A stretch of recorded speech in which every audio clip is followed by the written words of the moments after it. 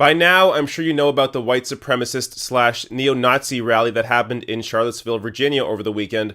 So I want to focus more about somebody who was sort of caught up in this crossfire.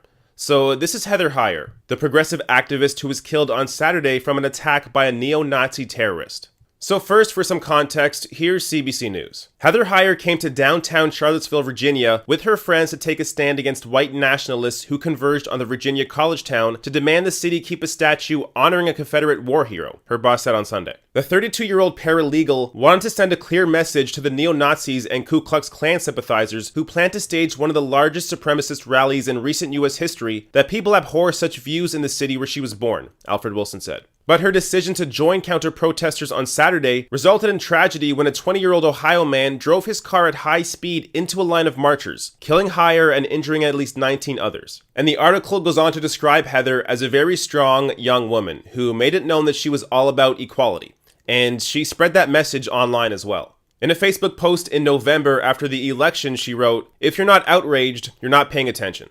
And she also shared this video. "If you're scared of Islam, meet a Muslim." And in the post is the quote, "Islam is to ISIS as Christianity is to the KKK. We are not them, we're us." And she not only spread this message of equality online, she also lived it. A big part of Heyer's job was to help people who were trying to avoid being evicted from their homes, or have their cars repossessed, or needed help paying medical bills. So this is somebody who really cared about people, and who lived a life where she could help others who were in need.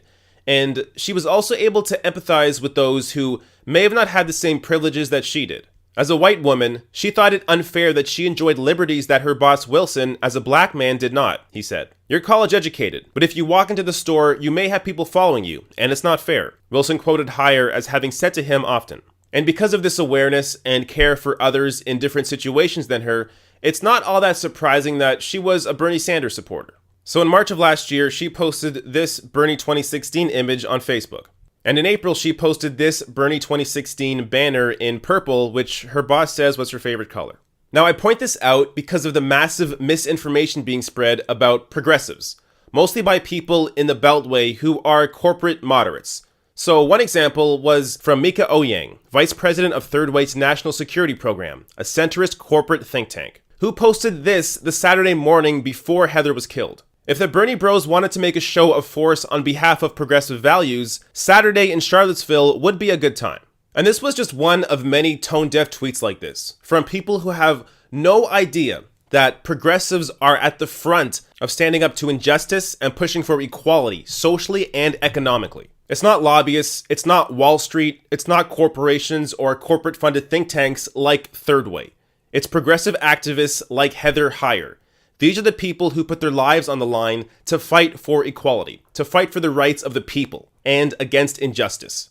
Now, I think it's best to end on a quote from Heather's mom, Susan. "Heather was not about hate. Heather was about stopping hatred. Heather was about bringing an end to injustice. I don't want her death to be the focus of more hatred. I want her death to be a rallying cry for justice and equality and fairness and compassion."